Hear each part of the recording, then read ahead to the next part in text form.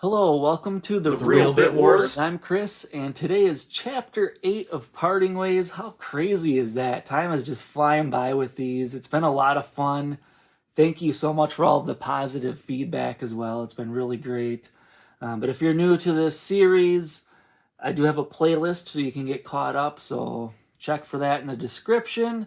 But otherwise, just in short, what I'm trying to do here is complete my Nintendo and Super Nintendo collections. And you can watch in the corner down here. I'll have the countdown for how many games I have remaining. But yeah, everything I have left to get is pretty expensive. So I'm going to try and sell and trade items to acquire those more expensive games. Sometimes you got to grind at this a little bit. That's exactly what I did this time around. So I have a list because I don't think I'd be able to remember all of this off the top of my head. I sold quite a bit of stuff here. And I got a banger of a game to show you. So we'll get to that in a moment. I'm going to read these items off for you. First things first, I sold a Nintendo Watch. So I remember I found this at a rummage sale years ago. A guy had a bunch of Nintendo collectibles and I pretty much cleaned them out. And he had a box of old stock sealed of these Nintendo Game Boy watches. And it was almost like he could read my mind. Before I could even say anything, he goes, limit 4 per customer or something to that effect. I was like, oh. So I bought my limit. I was tempted to just buy the whole box and sell them, and I think he saw that coming. So for whatever reason, he didn't want people to resell them. But here I am, all these years later. So I did keep one in my collection. I actually gave one to my stepson, which he opened up, and he wore that watch for a while when he was younger. Then I had this one. I sold this. I got $80 for it. So that's very good money. We're off to a great start here. Next up, a cassette tape for the band Type O Negative. I've never necessarily been a big fan of them, but I saw that cassette ages ago. This was probably 20 years ago. I found it at the thrift store and I thought, man, I see their stuff on CD all the time.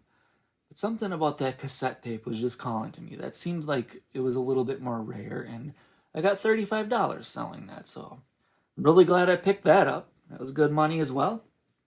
And again, I always say, reoccurring theme you're going to see on this series is boxes and manuals, because I only collect the loose cartridges, and every now and then the games will be with box and manual or whatever, so I'll get rid of those.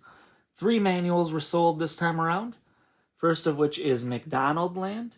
Got $25 for that, and if you're unfamiliar with that game, that is actually the PAL release of McKids, which is a McDonald's tie-in. So being a label variant collector, I like going after games that were released under different titles as well. So that's why I picked up both versions of that. Next manual we have is Bases Loaded 4. I got $22 for that. And I won't lie, I thought that one would have gone for more. I was a little disappointed to only get $22. That's not bad money. But I was kind of hoping maybe I could get maybe even double that. But it just didn't happen. It wasn't moving, so I had to lower the price down. Finally, somebody took the bait. And the final manual that we have, Faria for the NES, I got $23. Now this one definitely would normally be worth more than that, but unfortunately my copy had a very damaged cover on it. The pages were pristine. It looked mint, but that cover is somebody taped something to the exterior of it, and when the tape was ripped off, it tore the cover. So that decreased the value a little bit. And again, 23, not bad. I'm okay with that. And we're definitely building up a good amount of money. There's one more item I did sell, and that was a Nostalgia Critic sealed DVD. I got this for free. I forget how, but it was just sitting there. And $20 for something I didn't pay any money for, that's great. So now I had some money to work with, and I started thinking, what's something right around that price range?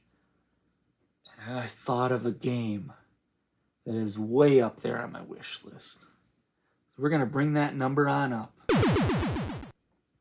You are looking at the proud new owner of a copy of Space Megaforce.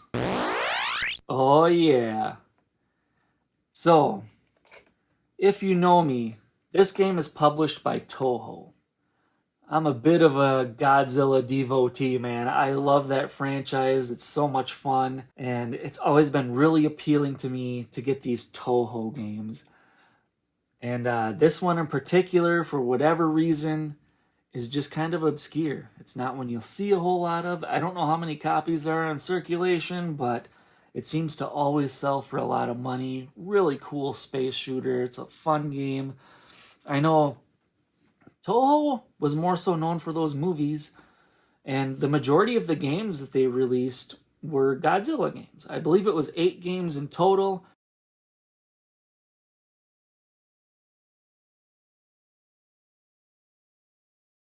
So yeah, that does it, man. This is awesome. I'm down to 37 Super Nintendo games remaining, man. It's crazy how quickly I feel like I'm chipping away at this. This has been a great success, and I feel like though before we part ways, one thing we should do is maybe take a closer look at Space Megaforce because I think that might be a game that a lot of you are probably unfamiliar with, and I think you'd appreciate a closer look at it. So thanks for watching.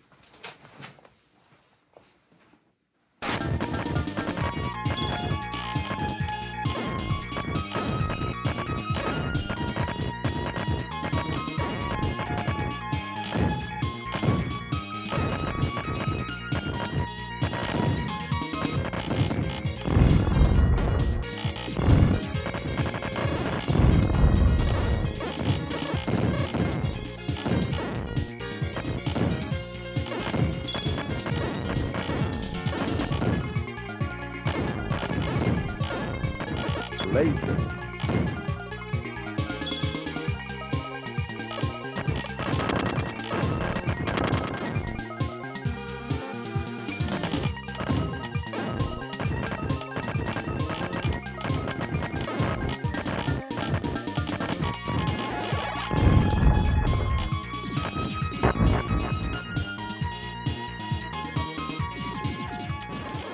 Space Megaforce.